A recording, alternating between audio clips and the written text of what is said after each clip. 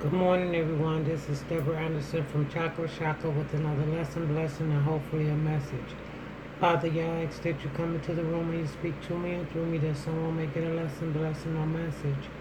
Our Father, which art in heaven, hallowed be thy name. Thy kingdom come, thy will be done on earth as it is in heaven. Give us this day our daily bread, and forgive us our debts as we forgive our debtors. Lead us not into temptation, but deliver us from evil. For thine is the power, the kingdom, and the glory forever and ever. Hallelujah. God has not given us a spirit of fear, but power, love, and a sound mind. No weapon formed against us shall prosper. Any tongue that rises against us in judgment, Yah shall condemn. For we are the righteousness and the inheritance of the Most High Yah. Hallelujah. All right, today the lesson is coming from the book of Joel, chapter 3, verses 1 to 21. And I'll start reading at verse 1. For behold, in those days, in that time, when I shall bring again the captivity of Judah and Jerusalem, I will also gather all nations and will bring them down into the valley of Jehoshaphat, and will plead with them there for my people and for my heritage Israel, whom they have scattered among the nations and parted my land.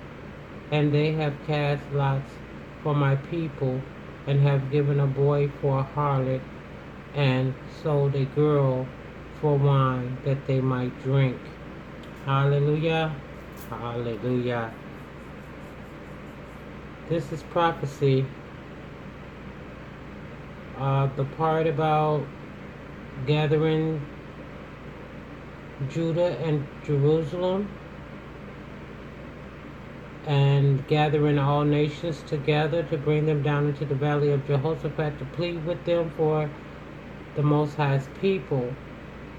Now what he's going to do is like, you know how they have like the presidents, and then they got prime ministers and kings and queens and things of this nature that rule over different countries.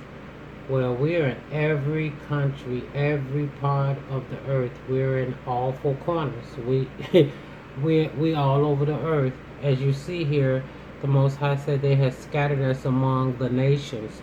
So we're among all the nations. And he's pleading with these people to bring us back home. He wants us to come back home. And he was telling them some of the things that they had done, like casting lots for the people, selling the people, putting them on the slavery block and selling them, casting lots for them. And also giving a boy for a harlot, giving their sons to these foreigners, these people from the other nations, to turn into a homosexual so that they can have a prostitute. They say it right here. They gave their boy for a harlot. They traded the boys to be with men for sexual pleasure, and they got a prostitute because the men that they traded the boys for didn't want no woman. They wanted men or boys. And they also sold the girls for wine. So they sold the girls for wine that they may drink. Lord have mercy. Moving right along. He says, now he's gonna be in the valley of Jehoshaphat with these people, pleading with them, reminding them of all the things that they had done wrong, and why they should bring us back, or he was demanding that they bring us back. He said, yeah, and what have ye to do with me, O Tyre, and Zidon, and all the coast of Palestine? Will ye render a recompense? And if you recompense me swiftly and speedily, will I return your recompense upon your own head? Because ye have taken my silver and my gold, and have carried it into your temples, my goodly pleasant things. The children also of Judah and the children of Jerusalem have ye sold unto the Grecians, that ye might remove them far from their borders. Hallelujah. Now y'all know well you just told you that Tyre and Zidon, that was the people from the Philistines, which they were called Phoenicians. They were notable merchants and traders and colonizers of the Mediterranean in the first millennium BCE, before Christ entered the earth. And the people of Tyre and Sidon, they were against the cities which the prophets of the Old Testament of the Most High Yah had pronounced Yah's judgment. They also worshipped the idols Baal and Ashtoreth. Yeah, they were wicked. So, mind you, they sold the people of Jerusalem and the people of Judah to the Grecians. Then the Grecians were the Greeks. So they sold them to the Greeks, and then the Greeks sold them as well to the Romans, I suppose, because we all end up in Roman territory. Hallelujah. Hallelujah. And it did remove us far from our borders, took us across the seas, far away. 7 said, Behold, I will raise them up, I will raise them out of the place whither ye sold them, and will return your recompense upon your own heads.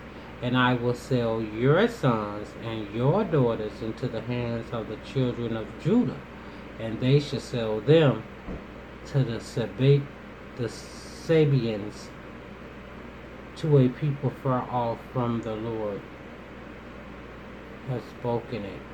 Okay, I'm going to read that again. He said, Behold, I will raise them out of the place whither ye have sold them, and will return your recompense upon your own head. So he's saying he's going to bring us out of slavery, but somebody's going into slavery. The Grecians, maybe?